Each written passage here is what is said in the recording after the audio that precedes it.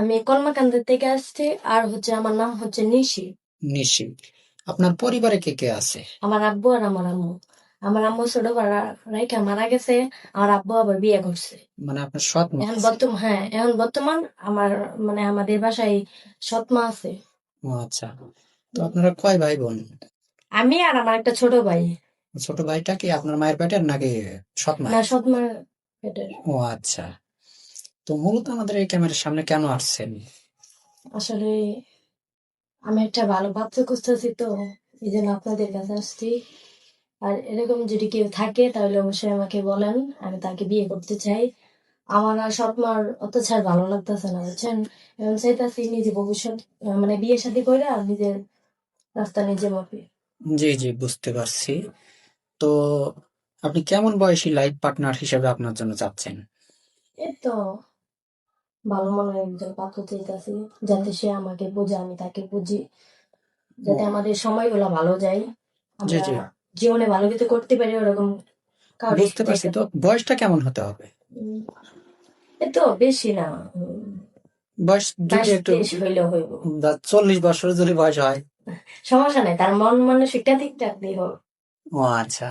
মানে অধিকাংশ অনেকেই আমাদের নক দিয়ে থাকে যে দেখা যায় যে একটু বয়সটা বেশি হয়ে গেছে, বা তার ওয়াইফ চলে গেছে অন্য ছেলের হাত ধরে, বা মারা গেছে, বা দ্বিতীয় ওয়াইফ হিসেবে, স্ত্রী হিসেবে সে আর একটা বিয়ে শাদী করতে চাচ্ছে, এরকম অ্যাবিলিটি তা না তার আছে।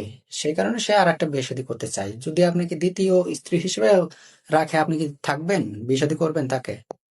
অবশ্যই করবো, করবো না কেন। ও আচ্ছা। তবে ভালো হতে হবে, জি যাতে জি, 2 দিন পরে আমাকে বিয়ে করে চলে রেখা যাবে, ওরকম না। জি জি, বুঝতে পারছি। তো যদি আপনাকে দুইটা সতীনরে আপনার, অর্থাৎ বিয়ে দুইটা করার পরে বলে সতীন, তো আপনারা কি দুই বোনের মতো মিলে থাকতে পারবেন, নাকি আবার ঝগড়া না, করবেন? এটা কিছুতেই সম্ভব না। কেননা যে একটা নারী কখনো চায় না যে আমার স্বামীর ভাগটা অন্যজনকে দেখ, ওরকম কোনো কিছুই না। আহ, সে বিয়ে করো, বউ রেখে গেছে এরকম, বা বউ মারা গেছে ওরকম থাকলেও হবে, সমস্যা নাই। তবে মন মানসিকটা ঠিক থাকতে হবে, তাহলে। জি জি, বুঝতে পারছি। তো যদি আপনার দ্বিতীয় ওয়াইফ হিসেবেও রাখে, তো আপনারা দুই বোনের মতো তো থাকতে পারবেন নাকি?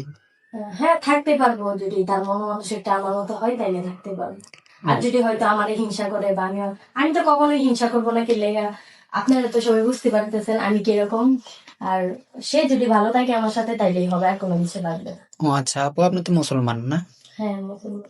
নামাজ কালাম পড়া হয়তো না? এই তো, হ্যাঁ, বলা হয়। ও আচ্ছা। তো কোরআন পড়তে পারেন তো? অবশ্যই, মেয়ে মানুষ তো। ও, মুসলমান বলতেই কোরআন শরীফ বেশিরভাগই মানুষ সেটাই পড়তে তো। পারে। তো যাই হোক, আপনার তো ফোন নেই না? ভাই, আসলে সৎ মতো এই জন্য ফোন চালাইতে দেয় না। তাও বাবারা কইছিলাম যে আব্বা আমার একটা ফোন কিনে দাও, কিন্তু আমার সৎ মাই দেয় না কিন্তু।